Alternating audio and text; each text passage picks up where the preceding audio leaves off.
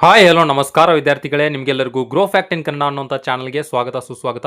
ಹೌದು ವಿದ್ಯಾರ್ಥಿಗಳೇ, ಬಹಳಷ್ಟು ವಿದ್ಯಾರ್ಥಿಗಳಿಗೆ ಪ್ರಾಬ್ಲಮ್ ಫೇಸ್ ಆಗ್ತಾ ಇದೆ. ಹೌದು, ಬಹಳಷ್ಟು ವಿದ್ಯಾರ್ಥಿಗಳು ನನಗೆ ಕಮೆಂಟ್ ಬಾಕ್ಸ್ನಲ್ಲಿ ತಿಳಿಸ್ತಾ ಇದ್ರು, ಹಾಗೂ ಇನ್ಸ್ಟಾಗ್ರಾಮ್ನಲ್ಲಿ ಡಿ ಎಮ್ ಮಾಡ್ತಾ ಇದ್ರು, ಹಾಗೂ ಕಾಲನ್ನು ಕೂಡ ಮಾಡ್ತಾ ಇದ್ರು. ಏನಂದರೆ ಅವರು SSP ಸ್ಕಾಲರ್ಶಿಪ್ಗೆ ಅಪ್ಲೈ ಮಾಡುವಾಗ ಅವ್ರಿಗೆ OTRದು ಒಂದು ಎರರ್ ಬರ್ತಾ ಇದೆ ಅಂತ ತಿಳಿಸ್ತಾ ಇದ್ರು. ಅಂದರೆ OTR ನಂಬರ್ ಏನಾಯ್ತಾ ಇದೆ, NSP OTR ನಂಬರ್ ಲಾಸ್ಟ್ ಸ್ಟೆಪ್ನಲ್ಲಿ ಅದು OTR ನಂಬರ್ ಅಂತ ಕೇಳುತ್ತೆ NSPದು. ಆ ನಂಬರನ್ನು ಹಾಕಿದಾಗ ಅಲ್ಲಿ ಎರರ್ ಬರ್ತಾ ಇದೆ ಸರ್, ಅದು ಸೇವ್ನೇ ಆಗ್ತಾ ಇಲ್ಲ, ನಾವು ಯಾವ ರೀತಿಯಾಗಿ ಇದನ್ನು ಮುಂದಿನ ಸ್ಟೆಪ್ಗೆ ಹೋಗೋದಕ್ಕೆ ಆಗ್ತಾ ಇಲ್ಲ, ಏನು ಮಾಡಬೇಕು ಅಂತ ಭಾಳಷ್ಟು ವಿದ್ಯಾರ್ಥಿಗಳು ಕೇಳ್ತಾ ಇದ್ರು. ಅದಕ್ಕೋಸ್ಕರ ಎಲ್ಲ ವಿದ್ಯಾರ್ಥಿಗಳಿಗೆ ಸೊಲ್ಯೂಷನ್ ಕೊಡೋದಕ್ಕೆ ಈ ವಿಡಿಯೋನ ಮಾಡ್ತಾ ಇದ್ದೀನಿ. ನೀವು ನಮ್ಮ ಚಾನಲ್ಗೆ ಹೊಸದಾಗಿ ಬಂದಿದೆ, ದಯವಿಟ್ಟು ವಿದ್ಯಾರ್ಥಿಗಳೇ ಒಂದು ಸಬ್ಸ್ಕ್ರೈಬ್ ಮಾಡಿ. ಯಾಕಂದರೆ ನಿಮಗೆ ಬರುವಂತಹ ಪ್ರಾಬ್ಲಮ್ಗಳಿಗೆ ಐಡೆಂಟಿಫೈ ಮಾಡಿಕೊಂಡು ಅದಕ್ಕೆ ಯಾವ ರೀತಿ ಸೊಲ್ಯೂಷನ್ ಮಾಡಬೇಕು ಅನ್ನೋದನ್ನು ಹುಡುಕೊಂಡು ನಿಮಗೆ ಆನ್ಸರನ್ನು ತಿಳಿಸ್ತೀನಿ. ಅದಕ್ಕೋಸ್ಕರ ನೀವು ಕೊಡುವಂಥ ಒಂದು ಕೊಡುಗೆ ಏನಂದರೆ ನಮಗೆ ಒಂದು ಲೈಕ್ ಮಾಡಿ ಹಾಗೂ ಸಬ್ಸ್ಕ್ರೈಬ್ ಮಾಡ್ಕೊಂಬಿಡಿ ಚಾನಲ್ಗೆ. ಯಾಕಂದರೆ ಇದೇ ರೀತಿಯಾದಂಥ ಅಪ್ಡೇಟ್ಗಳು, ಸ್ಕಾಲರ್ಶಿಪ್ದು ಅಪ್ಡೇಟ್ಗಳು ನಿಮಗೆ ನಿರಂತರವಾಗಿ ಬರ್ತಾ ಇರುತ್ತೆ. ನೋಡಿ ವಿದ್ಯಾರ್ಥಿಗಳೇ, ನೀವು ನಮ್ಮ ಚಾನಲ್ಗೆ ಸಬ್ಸ್ಕ್ರೈಬ್ ಮಾಡ್ಕೊಂಡಿದ್ದೀರಾ ಅಂತ ಭಾವಿಸ್ತೀನಿ. ಅದರೊಂದಿಗೆ ಈಗ ನೆಕ್ಸ್ಟ್ ಆಗಿ ಹೇಳೋದಾದರೆ, ನೀವು ಸ್ಕಾಲರ್ಶಿಪ್ಗೆ ಅಪ್ಲೈ ಮಾಡ್ತಿರ್ತೀರಲ್ಲ, ಅದಕ್ಕಿಂತ ಮುಂಚೆ ಒಂದು ಸ್ಟೆಪ್ಪನ್ನು ಫಾಲೋ ಮಾಡಬೇಕು ನೀವು.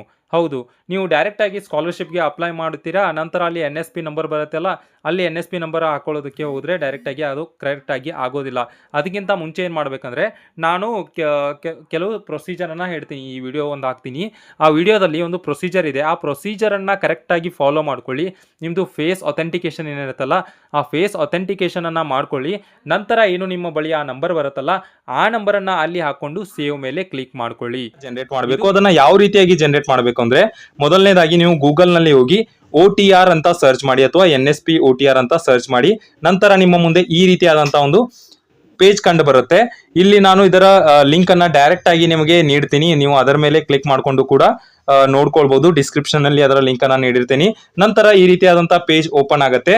ಇಲ್ಲಿ ನೀವು ನೋಡ್ಕೊಳ್ಬಹುದು ಲಾಗಿನ್ ಮತ್ತು ರಿಜಿಸ್ಟರ್ ಇರುತ್ತೆ. ಇಲ್ಲಿ ನೀವು ಮೊದಲನೇದಾಗಿ ಮಾಡೋದ್ರಿಂದ ರಿಜಿಸ್ಟರ್ ಮೇಲೆ ಕ್ಲಿಕ್ ಮಾಡ್ಕೊಳ್ಬೇಕು, ಹಾಗೂ ಈ ಎಲ್ಲ ಡೀಟೇಲ್ಸ್ ಅನ್ನ ಓದ್ಕೊಂಡು ನಂತರ ಇಲ್ಲಿ ಎರಡು ಬಾಕ್ಸ್ ಗಳಿರುತ್ತಲ್ಲ, ಅವುಗಳನ್ನ ಟಿಕ್ ಮಾಡ್ಕೊಂಡು ನಂತರ ಸಬ್ಮಿಟ್ ಮಾಡಿ, ನಂತರ ನೆಕ್ಸ್ಟ್ ಸ್ಟೆಪ್ಗೆ ಬರುತ್ತೆ. ಇಲ್ಲಿ ನೀವು ನೋಡೋದಾದ್ರೆ ರಿಜಿಸ್ಟರ್ ಮೊಬೈಲ್ ನಂಬರ್ ಅಂತ ಬರುತ್ತೆ. ಇಲ್ಲಿ ನಿಮ್ಮ ಮೊಬೈಲ್ ನಂಬರ್ ಅನ್ನ ಹಾಕಬೇಕು. ಈ ಎಲ್ಲ ಸ್ಟೆಪ್ಗಳು ವೆರಿ ಈಸಿ ಆಗಿರುತ್ತೆ, ನೀವು ಈಸಿಯಾಗಿ ಇದನ್ನ ಮಾಡ್ಕೊಳ್ಬಹುದು. ನಂತರ ಗೆಟ್ OTP ಮೇಲೆ ಕ್ಲಿಕ್ ಮಾಡ್ಕೊಳ್ಬೇಕು. ನಂತರ ನಿಮ್ಮ ಮೊಬೈಲ್ ಫೋನ್ಗೆ ಏನು OTP ಬರುತ್ತೆ, ಆ OTP ಅನ್ನ ಹಾಕೊಳ್ಬೇಕು. ಹಾಗೂ ಕೆಳಗಡೆ ಇಲ್ಲಿ ಕ್ಯಾಪ್ಚೆ ಅಂತ ಇರುತ್ತೆ, ಆ ಕ್ಯಾಪ್ಚೆಯನ್ನ ನೋಡಿ ಯಾವ ರೀತಿಯಾಗಿದೆ ಅದನ್ನ ಹಾಕುವ ಮೂಲಕ ನಂತರ ನೀವು ನೆಕ್ಸ್ಟ್ ಆಗಿ ಇಲ್ಲಿ ವೆರಿಫೈ ಮೇಲೆ ಕ್ಲಿಕ್ ಮಾಡಬೇಕು. ನಂತರ ನಿಮ್ಮ ಮುಂದೆ ನೆಕ್ಸ್ಟ್ ಪೇಜ್ ನಲ್ಲಿ ವೆರಿಫೈ ಅಂತ ಮಾಡಿದ ತಕ್ಷಣ ಆಧಾರ್ ಕಾರ್ಡ್ದು ವೆರಿಫಿಕೇಶನ್ ಬರುತ್ತೆ. ನಂತರ ಇಲ್ಲಿ ನಿಮ್ಮ ಆಧಾರ್ ಕಾರ್ಡ್ ಅನ್ನ ಇಲ್ಲಿ ನಂಬರ್ ಏನಿರುತ್ತೆ ಅಲ್ಲ ಅದನ್ನ ಹಾಕಬೇಕು. ನಂತರ ಗೆಟ್ OTP ಅಂತ ಕ್ಲಿಕ್ ಮಾಡಿದ ತಕ್ಷಣ ಆಧಾರ್ ಕಾರ್ಡ್ ನಲ್ಲಿ ಯಾವ ನಂಬರ್ ಇರುತ್ತೆ ಅಲ್ಲ, ಆ ನಂಬರ್ಗೆ ಒಂದು OTP ಬರುತ್ತೆ. ಆ OTP ಹಾಕಿದ ತಕ್ಷಣ ನೆಕ್ಸ್ಟ್ ನೀವು ಮತ್ತೊಮ್ಮೆ ವೆರಿಫೈ ಅನ್ನ ಮಾಡಬೇಕು. ನೋಡಿ, ಇದನ್ನ ಕ್ಲಿಕ್ ಮಾಡಿದ ತಕ್ಷಣ ಲೋಡ್ ಆಗುವ ಮೂಲಕ ಈ ರೀತಿಯಾಗಿ NPCI ಸಕ್ಸಸ್ ಅಂತ ಒಂದು ಪಾಪ್ಅಪ್ ಬರುತ್ತೆ. ಇಲ್ಲಿ ನೋಡ್ಕೊಳ್ಬಹುದು, your bank account is seeded with Aadhaar on NPCI mapper ಅಂತ ಬರುತ್ತೆ. ಸ್ವಲ್ಪ ವೇಟ್ ಮಾಡಬೇಕು. ಇಲ್ಲಿ ನಿಮ್ಮ ಡೀಟೇಲ್ಸ್ ಆಟೋಮೆಟಿಕ್ ಆಗಿ ಆಧಾರ್ ಕಾರ್ಡ್ ಇರುವಂತಹ ಫೋಟೋ ಹಾಗೂ ಎಲ್ಲ ಡೀಟೇಲ್ಸ್ ಆಟೋಮೆಟಿಕ್ ಫೆಚ್ ಆಗಿರುತ್ತೆ. ಹಾಗೂ ಕೆಳಗಡೆ ಇಲ್ಲಿ 3 ಡೀಟೇಲ್ಸ್ ಅನ್ನ ನೀವು ತುಂಬಬೇಕು. ಅದೇನಪ್ಪಾ ಅಂದ್ರೆ ಮದರ್ಸ್ ನೇಮ್, ಫಾದರ್ಸ್ ನೇಮ್ ಹಾಗೂ ಇಮೇಲ್ ID. ಮೊದಲನೇದಾಗಿ ನಿಮ್ಮ ತಾಯಿ ಹೆಸರು ಹಾಗೂ ನೆಕ್ಸ್ಟ್ ಆಗಿ ನಿಮ್ಮ ತಂದೆ ಹೆಸರನ್ನು ಹಾಗೂ ಇಲ್ಲಿ ನಿಮ್ಮ ಇಮೇಲ್ ID ಏನಿರುತ್ತೆ ಅಲ್ಲ ಅದನ್ನ ನೀವು ಫಿಲ್ ಮಾಡುವ ಮೂಲಕ ನೆಕ್ಸ್ಟ್ ಆಗಿ ಇಲ್ಲಿ ನೀವು ಬ್ಯಾಂಕ್ ಅಕೌಂಟ್ ಕೊಟ್ಟಿರುತ್ತೆ, ಅಂದ್ರೆ ನಿಮ್ದು ಯಾವ ಆಧಾರ್ ಕಾರ್ಡ್ ಯಾವ ಬ್ಯಾಂಕ್ ಅಕೌಂಟ್ಗೆ ಸೀಡ್ ಆಗಿದೆ ಅಂತ ಅದನ್ನ ಕೊಟ್ಟಿರುತ್ತೆ. ಅದ ನಂತರ ನೀವು ಇಲ್ಲಿ ವೆರಿಫೈ ಫಿನಿಶ್ ಅಂತ ಸಬ್ಮಿಟ್ ಅಂತ ಕ್ಲಿಕ್ ಮಾಡಿದ ತಕ್ಷಣ ಇಲ್ಲಿ ನಿಮ್ಮ ಮುಂದೆ ಈ ರೀತಿಯಾದಂತ you have successfully generated the reference. ನಂತರ ಆ ರೆಫರೆನ್ಸ್ ನಂಬರ್ ಇಲ್ಲಿ ಕೆಳಗಡೆ ಕಾಣ್ತಾ ಇದೆ ನೋಡಿ, ಇದು ನಮಗೆ ಬೇಕಾದಂತದ್ದು. ಈ ರೆಫರೆನ್ಸ್ ನಂಬರ್ ಅನ್ನ ನೀವು ಫೋಟೋ ಕ್ಲಿಕ್ ಮಾಡ್ಕೊಂಡು ಇಟ್ಕೊಳ್ಬಹುದು, ಅಥವಾ ಇದನ್ನ ಕಾಪಿ ಮಾಡಿ ಇಟ್ಕೊಳ್ಳಿ. ಯಾಕಂದ್ರೆ ನೆಕ್ಸ್ಟ್ ಸ್ಟೆಪ್ಗೆ ನಮಗೆ ಇದನ್ನ ಆಧಾರ್ ಕಾರ್ಡ್ ನ ಅಥೆಂಟಿಕೇಶನ್, ಫೇಸ್ ಅಥೆಂಟಿಕೇಶನ್ ಮಾಡಬೇಕಾಗಿರುತ್ತೆ. ಅದಕ್ಕೋಸ್ಕರ ಈ ನಂಬರ್ ನಮಗೆ ಬೇಕಾಗಿರುತ್ತೆ. ಅದಕ್ಕೋಸ್ಕರ ನೆಕ್ಸ್ಟ್ ಆಗಿ ಏನ್ ಮಾಡಬೇಕು ಅಂದ್ರೆ, ಇಲ್ಲಿ ಕೆಳಗಡೆ ನೀಡಿದ್ದಾರೆ ನೋಡಿ, ಅದೇ ರೀತಿಯಾಗಿ ನಾವು ಪ್ಲೇಸ್ಟೋರ್ ನಲ್ಲಿ ಹೋಗಿ NSP OTR ಅಂತ ಕ್ಲಿಕ್ ಮಾಡಬೇಕು. ಅದನ್ನ ಸರ್ಚ್ ಮಾಡಿದಾಗ ಒಂದು ಆಪ್ ಬರುತ್ತೆ, ಈ ರೀತಿಯಾದಂತ ಒಂದು ಲೋಗೋ ಇರುವಂತ ಒಂದು ಆಪ್ ಇದೆ. ಇದನ್ನ ನೀವು ಇನ್ಸ್ಟಾಲ್ ಮಾಡ್ಕೊಳ್ಬೇಕು. ಇದರ ಜೊತೆಗೆ ಇನ್ನೊಂದು ಆಪ್ ಇರುತ್ತೆ, ಅದ್ಯಾವುದಪ್ಪ ಅಂದ್ರೆ ಆಧಾರ್ ಫೇಸ್ RD ಅಂತ ಸರ್ಚ್ ಮಾಡಿದ ತಕ್ಷಣ ನಿಮ್ಮ ಮುಂದೆ ಈ ರೀತಿಯಾದಂತ ಇನ್ನೊಂದು ಆಪ್ ಬರುತ್ತೆ. ಈ ರೀತಿ ಆಧಾರ್ನ ಸಿಂಬಲ್ ಇರುತ್ತೆ. ಈ ಎರಡು ಆಪ್ ಅನ್ನ ನೀವು ಡೌನ್ಲೋಡ್ ಮಾಡ್ಕೊಳ್ಳಿ. ಇದನ್ನ ಡೌನ್ಲೋಡ್ ಮಾಡಿದ ತಕ್ಷಣ ನೀವು ನೆಕ್ಸ್ಟ್ ಸ್ಟೆಪ್ಗೆ ಹೋಗ್ಬೋದು. ನಂತರ NSP OTR ಅನ್ನ ಏನ್ ಡೌನ್ಲೋಡ್ ಮಾಡಿರ್ತಿರಲ್ಲ ಅದನ್ನ ಓಪನ್ ಅಂತ ಕ್ಲಿಕ್ ಮಾಡಿ. ನಂತರ ನಿಮ್ಮ ಮುಂದೆ login register KYC by face authentication ಅಂತ ಚೇಂಜ್ ನಂಬರ್ ಅಂತ ಇರುತ್ತೆ. ನೀವು KYC ಬೈ ಅಥೆಂಟಿಕೇಶನ್ ಅಂತ ಇರುತ್ತಲ್ಲ ಅದರ ಮೇಲೆ ಕ್ಲಿಕ್ ಮಾಡ್ಕೊಳ್ಬೇಕು. ನಂತರ ನಿಮ್ಮ ಮುಂದೆ ಈ ರೀತಿ ರೆಫರೆನ್ಸ್ ನಂಬರ್ ಹಾಗೂ ಎಂಟರ್ OTP ಅಂತ ಬರುತ್ತೆ. ಇಲ್ಲಿ ನೀವು ಏನ್ ಮಾಡ್ಬೇಕಂದ್ರೆ ನಾನು ಈಗಾಗಲೇ ಹೇಳಿದ್ನಲ್ಲ ರೆಫರೆನ್ಸ್ ನಂಬರ್ ಏನು ಜನರೇಟ್ ಆಗಿದೆ ಅದನ್ನ ಕಾಪಿ ಅಥವಾ ಸ್ಕ್ರೀನ್ ಶಾಟ್ ಹೊಡ್ಕೊಳ್ಳಿ ಅಂತ. ಆ ನಂಬರ್ ಅನ್ನ ಯಾವ ರೀತಿಯಾಗಿದೆ ಸೇಮ್ ಆಸ್ ಇಟ್ ಈಸ್ ನೀವು ಇಲ್ಲಿ ಟೈಪ್ ಮಾಡಬೇಕು.